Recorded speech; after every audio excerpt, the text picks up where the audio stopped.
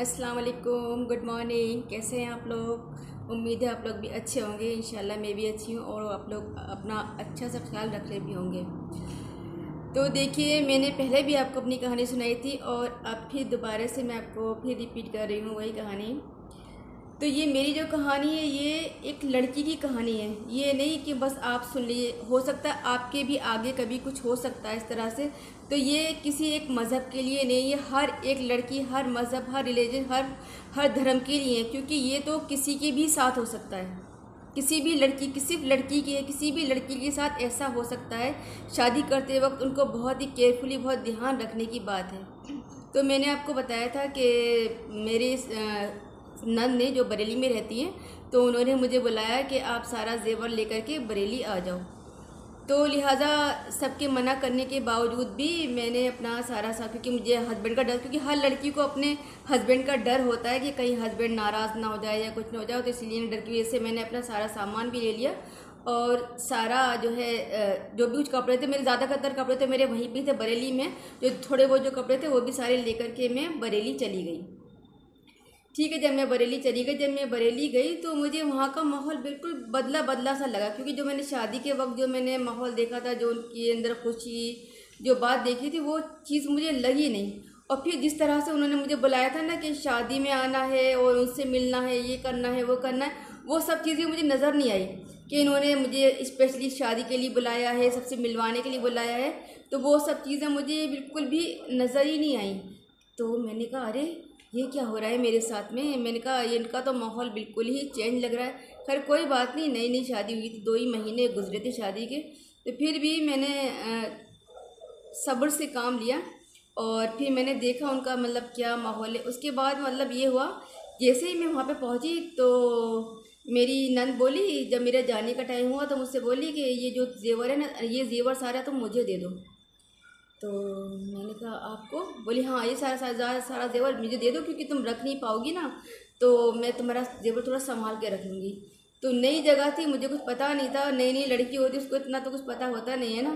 तो मैंने सारा जेवर उनको दे दिया, बस जेवर रखना था। उसके बाद जब मेरा आने जाने का टाइम हुआ तो वो बोली, मैंने कहा आप मेरा जेवर वापस दीजिए मुझे। तो बोली नहीं नहीं, अब वो तुम्हारा जेवर तुम्हें नहीं मिलेगा। बोली वो तो हमें मना कर दिया है हमारे भाई ने कि अब जेवर वापस नहीं देना है। मैंने कहा क्यों वापस नहीं देना है आपको जेवर मेरा? बोली नहीं नहीं, अभी अब वो तुम्हें मना कर दिया है। उसके बाद फ़ौरन ही मेरे हस्बैंड का फ़ोन आ गया कि ऐसा है, तुम अपना सारा जेवर जो है ना यहीं पे छोड़ के चले जाओ। मैं क्यों छोड़ के चले जाऊँ? बोले अरे मेरी बात मानो, तुम मेरी निकाह में हो, तुम मेरी बीवी हो, तुम मेरी बीवी हो की बात नहीं मानोगी? आप बताइए, जेवर रखने के लिए बीवी, वैसे नहीं जेवर रख ली कि तुम मेरी बीवी हो, मेरी निकाह में हो, मेरी बात नहीं मानोगी? बात सुनिए ज़रा। उसके बाद फिर उसकी बहन भी बोलती है कि अरे तुम कैसी बीवी हो, अपनी हस्बैंड की बात नहीं मान रही हो? तो तुम्हारा हस्बैंड कह रहा है कि सारा जेवर, सारे कपड़े यहीं पर रख के जाओ, तो तुम यहाँ पे रख नहीं सकती हो क्या? अब मेरे को समझ में नहीं आया कि ये हो क्या रहा है मेरे साथ में। तो मैंने जो है अपने घर पे फ़ोन किया, हमने कहा ऐसे ऐसे मसला है। और हमारे घर वाले और भी ज़्यादा, घर वाले क्या मतलब, पहले जब लड़की, आदमी यही सोचता है कि बस लड़की की बात बन जाए और मतलब नई नई शादी हुई, कोई बात ना बिगड़े, बस इसी चक्कर में इंसान दबता चला जाता है। तो हमारे घर वाले ही बोले अरे अरे नहीं नहीं, वो उसका नाम शमशाद था, शमशाद नाराज़ हो रहा है, कोई बात नहीं, जेवर कुछ नहीं होता, तुम दे दो सारा जेवर दे दो उनको, वहीं पे छोड़ के आ जाओ तुम। कोई बात नहीं, हमारे घर वालों ने भी कह दिया नहीं, छोड़ो जेवर सारा और आ जाओ तुम, अगर तुम्हारा मियाँ ऐसा कह रहा है तो तुम छोड़ दो।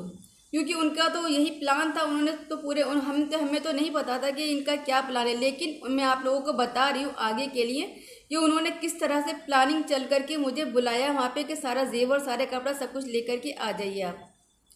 ठीक है, कोई बात नहीं, हम बेवकूफ़ों की तरह सब कुछ छोड़ करके आ गए वहाँ पे। बस वो हमें छोड़ के आना था। फिर देखिए मेरे साथ क्या हुआ।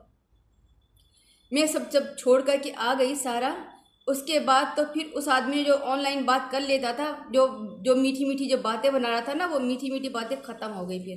फिर तो उसने बिल्कुल जो है मुझसे बात करना सब बंद कर दिया। बिल्कुल बिल्कुल, ना ऑनलाइन, ना फ़ोन, ना कुछ नहीं, बिल्कुल ख़त्म रिश्ता। ना फिर जेवर लेने के लिए तो मतलब शौहर बीवी की बात माने, उसके बाद शौहर बीवी का रिश्ता एकदम से ख़त्म हो गया। फिर उसका कोई मतलब मुझसे नहीं रहा ना। फिर मैं उसकी बहन से उसकी कहती थी कि ये मुझे फ़ोन नहीं करता, ये मुझसे बात नहीं करता, और ये मुझे कब बुलाएगा ये। तो उसकी बहन का जवाब क्या होता, अरे उसने तो हमसे भी ताल्लुक़ ख़त्म कर दिया, वो तो हमें फ़ोन नहीं करता। आप ये देखिए ज़रा, ये आप लोग ज़रा देखिए, वो तो हमसे ही बात नहीं करता, उसने तो हमसे भी रिश्ता ख़त्म कर दिया, जबकि उनका अभी तक रिश्ता कायम है। उनकी आप उस आदमी की फेसबुक के आप देखिए, अभी भी वो लोग उसके साथ जो है रिलेशन में हैं। उस वक्त वो कहते थे नहीं उसका तो हमारा बिल्कुल रिश्ता ख़त्म हो गया, हमसे तो कोई मतलब नहीं। आप ये देखिए मिली भगत लोगों की किस तरह से थी। अब जो है हमें तो कुछ समझ नहीं आ रहा था क्या हुआ। मैं इतनी परेशान, मेरे घर वाले इतने परेशान कि एक तो वो आदमी अमेरिका में, और ऊपर से जो उसके यहाँ पे लोग बैठे हुए थे जिन्होंने शादी करवाई थी, अपना जो है पूरी जिम्मेदारी लेने के बाद उन लोगों ने भी हमसे इस तरह से बातें करनी शुरू कर दी। अब तो मेरा रो रो के इतना बुरा हाल हो गया, मेरा समझ नहीं आता। मैं रो रो के इसकी बहन को फ़ोन करती कि वो मुझसे बात नहीं कर रहा, कुछ नहीं कर रहा, आप उसको कांटेक्ट करिए। तो उनका वही रिप्लाई होता, हम तो बहुत चाहते हैं, उसने तो हमें से भी ताल्लुकात, अरे शादी क्यों करी, ताल्लुकात ख़त्म कर लिए। शादी इसलिए करी थी कि ताल्लुकात ख़त्म करेगा वो इंसान। सोचिए ज़रा कैसे लोग हैं, ज़रा देखिए सोचिए। मैं इसलिए कहती हूँ आप लोग प्लीज़ सपोर्ट करिए, मेरी स्टोरी देखिए, ताकि आपके भी आने वाले कल में अगर ऐसी कोई कंडीशन आए तो आप पहले से ही तैयार रहें कि कैसे लोग होते हैं। तो लिहाजा इस तरह से बस चलता रहा, मैं रोती रही कहती, और लोग का वही रवैया रहा। उनके रवैये में कोई ना ही उसके आदमी के रवैये में कोई फ़र्क आया, ना ही उनके घर वालों के रवैये में कुछ फ़र्क आया। और इस तरह से टाइम बीतता रहा मेरे रोते। और वो लोग जेवर और उस कपड़ा वपड़ा सब लेकर के बैठ गए। उसके बाद की कहानी क्या होती फिर मैं दोबारा से मिलूँगी आपको। बस अभी इतना टाइम, उस जाने से पहले फिर आप लोगों को एक और मैं ब्यूटी टिप्स देकर जाऊंगी। इस बार आपको मैं ब्यूटी टिप्स दूंगी अप्लाई करने के लिए नहीं, खाने के लिए। देखिए आजकल सर्दी का मौसम है और आंवले आ रहे हैं। आंवले आपको हर जगह मिल जाएगा, मलेशिया भी बहुत आंवले मिलते हैं और मैं भी आंवले खाती हूँ। तो सिर्फ आपको क्या करना है, सिर्फ एक आंवला आपको नहाने से जो है सुबह सुबह बगैर कुछ खाए आप एक आंवला खा लीजिए। एक आंवला आप अगर खाएंगे तो उसके बाद आप देखिएगा आपकी स्किन कितनी ग्लो करेगी, क्योंकि आंवला जो होता है उसके अंदर जो है ना विटामिन सी बहुत ज़्यादा होता है। तो उसकी वजह से आपकी जो स्किन है ना वो एकदम यंगर लुक देगी आपको। तो आप प्लीज़ एक बार इस्तेमाल करके ज़रूर देखिए और उसके बाद मुझे कमेंट करिएगा कि आपको फ़ायदा हुआ है या नहीं।